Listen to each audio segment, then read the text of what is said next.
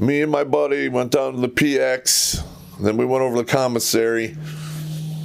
And I bought this humongous fucking salmon. And I wrapped it in newspaper. He drove me by the motor pool. I did a quick left and right. Nobody was watching. Open up the back of that hatchback. Put the fucking fish in there. Boom. Now that guy didn't come back for 2.5 weeks.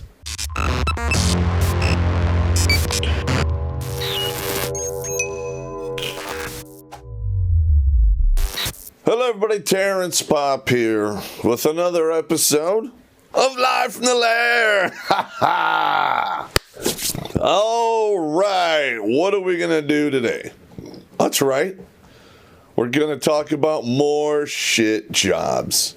I got some hate mail back in the day from some lady who was upset that her son bailed out of college to join the military and how I was selling delusions of grandeur of what goes on in the military. Now listen, if you enlist in a combat branch such as the Army or the Marines, when you are a low-ranking nug, you are going to get shit jobs. And sometimes they're literally dealing with shit. All right, I mean, as an 11 Bravo, for my first 2.5 years in the military, I probably mopped enough floors to cover half the state of Michigan. All right, I was a fucking 11 janitor, and I hated it, but that's just the way it goes. I mean, if you're not in the field doing your deal, you're basically an 11 everything. You know, whatever they need, you can fucking do it. Especially if you're intelligent and you can think on your feet, because it was me and a couple other guys that could do that. We were always fucking doing bullshit. All right.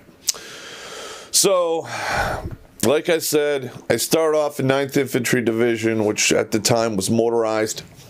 So we were always using the fucking Humvees. So that means before you could take the Humvee to the motor pool to park it, you had to go to the goddamn wash racks, which was a fucking bitch. I fucking hated that. And one of the reasons why I hated it is the NCOIC of the motor pool, literally, he used to have dental picks and these long fucking medical fucking wood cotton swab things, and he would like climb under the fucking vehicle, go inside one of the holes in the frame, and if he found any mud, it's back to the wash rack. So when I first started doing that, let's see. Oh, and you had to wear full BDUs, which is guaranteed to fucking you'll be soaked to the fucking bone. That sucked because I hate slogging around in wet clothes if I don't have to. It's one of my pet peeves. I'll do it if I have to, but if I don't and it's unnecessary, it aggravates me.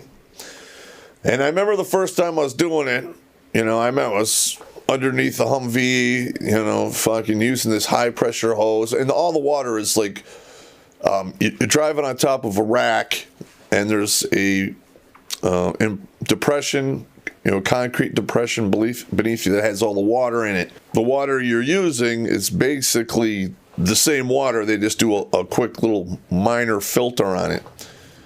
So you're not like putting any heavy particles back on there, but the water is not fucking fresh and clean.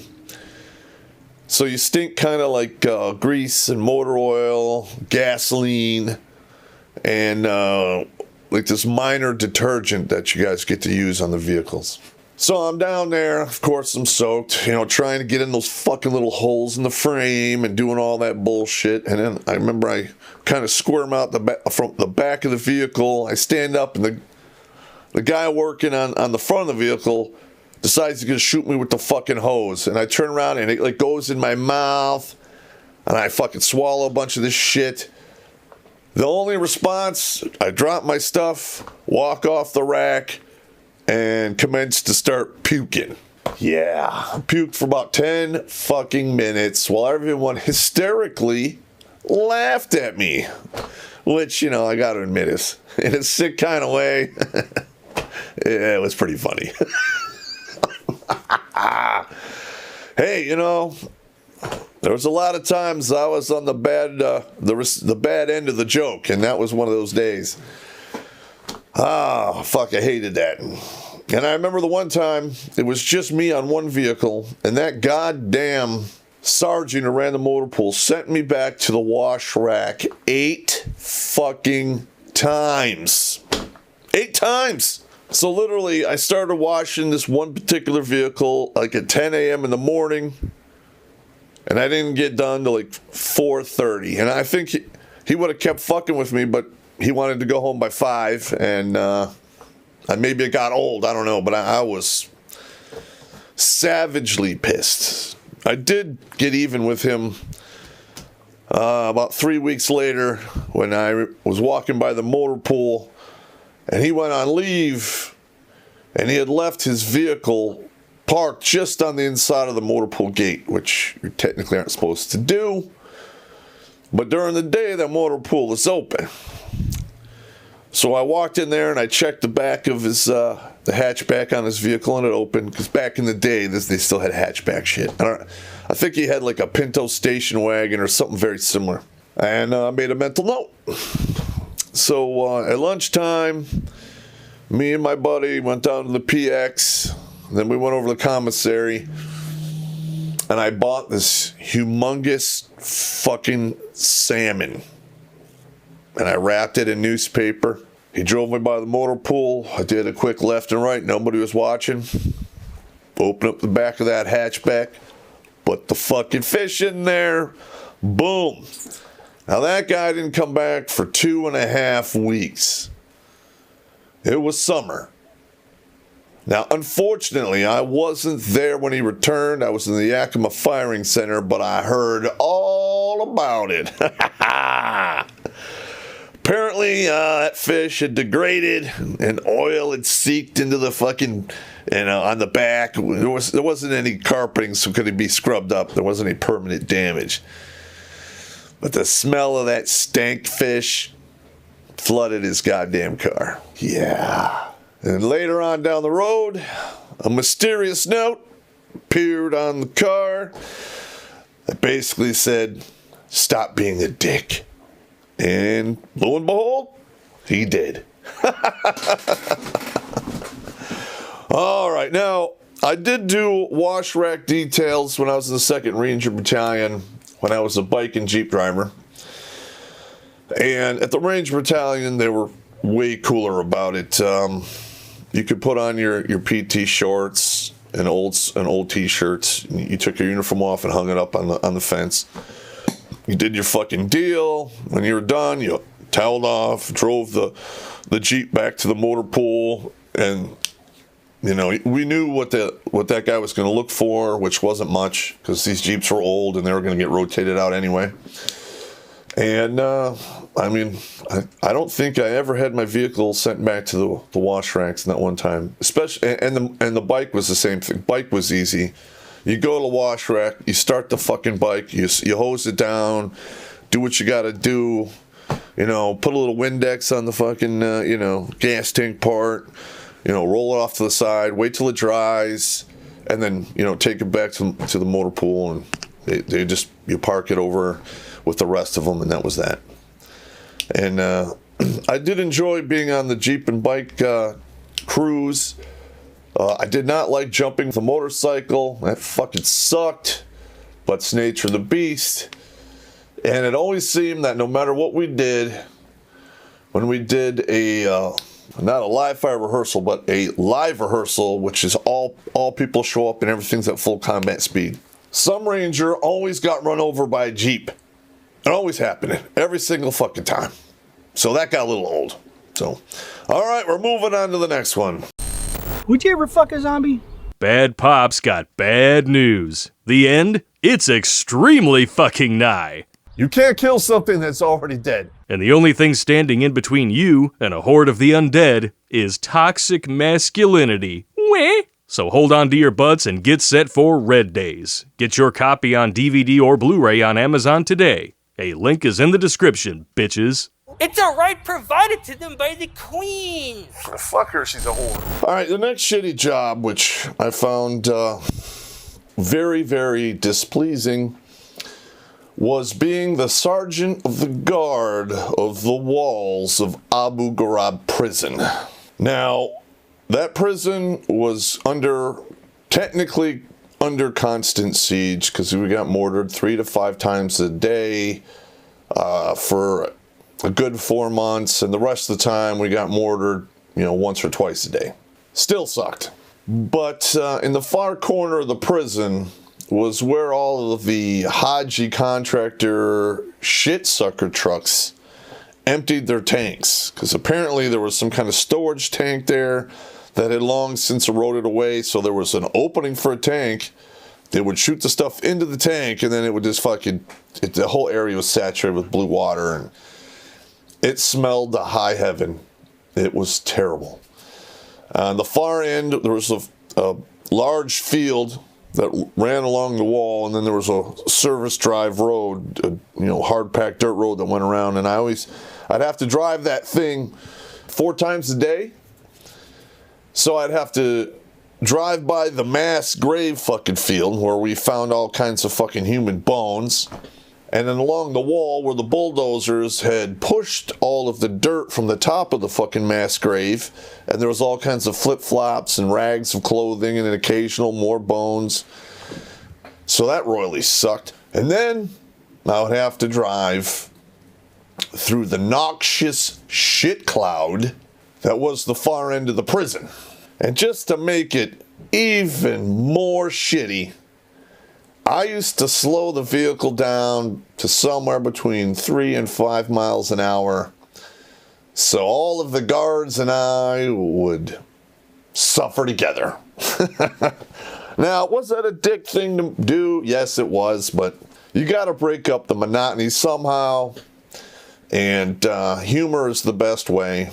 And the guys would bitch, moan, and complain, but at the end of the day, they were laughing too. That's just the way it went. Now, here's another one I fucking hated doing, because I'd have to go, because for a long portion of my guard time, they were having us do 4 on and 4 off, which is pretty much unsustainable. So I would have to, keep these guys motivated, and make sure that everything went as smoothly as possible, because we couldn't afford to waste so much fucking time. And I remember the battalion was so fucking stupid that they wanted the guards at battalion 35 to 40 minutes prior to shift so they could receive their rules of engagement briefing, and then, take them to the fucking tower. So, if they were going to do that, because, that's a half hour before their shift, then it usually takes guards 30 minutes after their shift to fucking, get some sleep. So that they're getting 3.5 hours of sleep just as it is. And you add another round. So the battalion wanted, my guys to get less than 3 hours worth of sleep, and that's fucking unsustainable. This is not Ranger School. And it was really fucking hard to walk that line between the stupidity of the battalion and the aggravation of the soldiers, and still get the mission done, mission accomplished. So I remember I told the colonel, I said, listen, there's no reason for these guys to walk all the way fucking, or me to transport them to battalion to receive their fucking briefing every fucking time. It's fucking ridiculous. It was a 3x5 card. I'm like, I could read them the goddamn briefing before they fucking went on there. He was kind of hesitant. I'm like, listen, I'll read him the briefing. I'll have a fucking sign-in sheet for each shift and blah, blah, blah, and I'll hand it in every 24 hours. And so he fucking signed off on that. So I would give the briefing as fast as somebody who was auctioning off, an old fucking car. It took me 35 seconds. I'd be, don't shoot, shoot, you understand? Everyone would go, and then while we're driving to the towers, I'd have a clipboard and they would write their name next to their name and shit like that. So, I took care of that, and that's about as close as I could get to meeting the impossible standard the battalion wanted. And we did that for a while until I basically wrote up an IG complaint in regards to the workload that they were forcing upon our guys. And I walked it up to battalion, and I gave it to the sergeant major. I got called up to battalion. The first sergeant and the commander got called up to battalion, and we all got yelled at for that. Shortly thereafter, shit fucking changed. So, that Abu guard, especially when I was running in the beginning, it fucking sucked. Because we were short-staffed, nobody gave a fuck, and we were spread so fucking thin. And it didn't really get any better until probably a month later when we started getting the whole, cycle down, and they started using some Marines to, guard the towers and shit. So more of the units on post were pulling more of their share. As it stood, we were the National Guard unit, and the active duty was just treating us like slaves. And yes, I said slaves because, that's pretty much how they treated us. Fucking asshole. All right, next one. This one happened in airborne school, and it was more like of a punishment thing. And usually punishment details suck because they're a punishment. Me and Ike, the Marine from my room, got in trouble for, some bullshit. I talked about it way back in the day. And we got put on extra duty. And he and I spent basically from the time I got done with chow till about 8 o'clock at night just doing bitch grunt fucking work and bullshit details. And some of those details included climbing under the sinks and then brassoing all of the copper pipes, which was completely fucking stupid. We brassoed the grate in the shower so it would shine. Toothbrush cleaned all of the grout in the shower, around the toilets. And of course, we had used brasso on the 1.5-inch nub of copper pipe that came out of the wall that went into the back of the toilet where the flush switch was. That was interesting.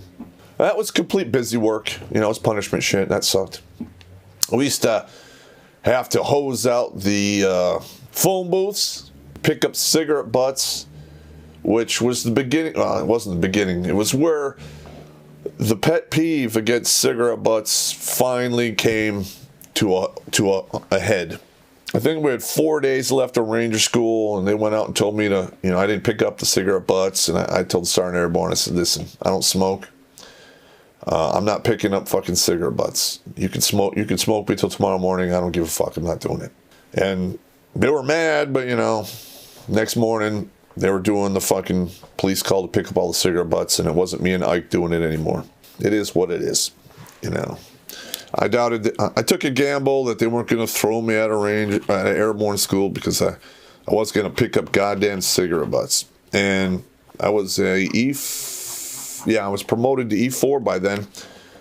That was the last fucking time I picked up another cigarette butt. I mean, I got put on the detail, and I would walk online, but I would not pick them up. I wouldn't do it. And they would bitch. I'm like, listen, I'm not fucking putting my hands on some other fucking shit that was in somebody else's mouth because I don't know where that mouth was. I don't want that on my fucking hands, and I'm not fucking doing it. It's disgusting. Plus, I don't fucking smoke. Not doing it. Caused some, I got yelled at and caused some fucking butt hurt with some people. But at the end of the day, that was it for me. Final story, then we're going to call it a night. All right. Now, I went to the MFO in 1987. I was there in the summer of 1987, so it was fucking goddamn hot as shit in the Sinai fucking desert. I don't know how fucking Moses and all of his entourage walked around in there for like 15 fucking years. Because that whole desert sucks. It's like walking on broken fucking China. There's minefields and destroyed vehicles and just fucking misery and woe everywhere. Because I was a smarter guy, I could think on my feet, I was giving the detail of being the field sanitation guy. And the star activity of that job was burning shit. Burning shit. In fact, I had 2 jobs when I went out there. I was the generator mechanic, and I was the fucking field sanitation guy. So I was covered in grease and smelled like burning shit most of the time. Yay for me. I'd have to go out. Like, I would usually go out every other day. You pull out the bottom part of a metal 55-gallon drum, drag it out from behind the shitter, and then you'd have to pour a bunch of diesel and a little bit of gas in there, set it on fire, and then stand over it and stir it. All right, now I did that technique one fucking time because that was so fucking wretched. I was dry heaving for 2.5 hours while I did that. And I swore to myself, I am not fucking doing that again. So I modified the technique by filling it up, the tank probably a quarter of the way with diesel. And then I would pour a generous amount of mow gas on top of that. Then I would let it on fire, and I would let that motherfucker burn down. I would do that 2 or 3 times, and you got the same result without having to sit over the thing and stir it fucking for the entire ungodly fucking time. Yeah. And then after I got done burning shit, I would immediately go take a shower. And it got to the point where I would get up in the morning and I wouldn't even put on my fucking uniform. I would wear flip-flops and a Speedo. I'd have sunglasses, my hat, and one of the fucking, some kind of rag that would hang down to keep the sun off my neck. And that's what I wore around all fucking day. You could hear me coming with my flip-flops, you know, and I had my fucking shit burner stick, and God, I hated that. I fucking hated it. And then, this is great here. There's another one.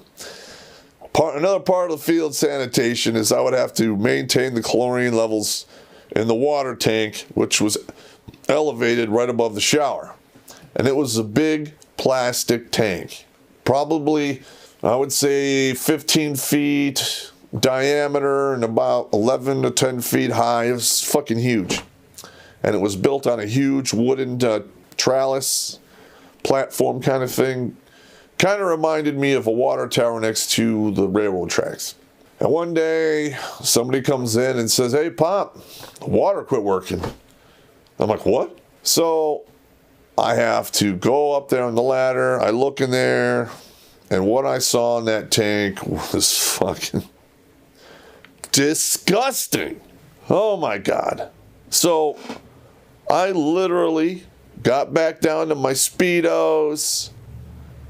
And since I also did lifeguard duty, when we rotate back to sector, I had a thing of goggles. I put that on and I went down and I literally went into the tank and I was pulling boots off the bottom, a wig, just mounds and mounds of some type of paper product that had turned into just like this cloudy, nasty, fucking horrible. And I pulled all that shit out and it stunk to high heaven. And I made the recommendation to the squad leader and I said, "Listen, the chlorine probably didn't get down and kill all the germs and all of this shit. And it is unsafe to drink.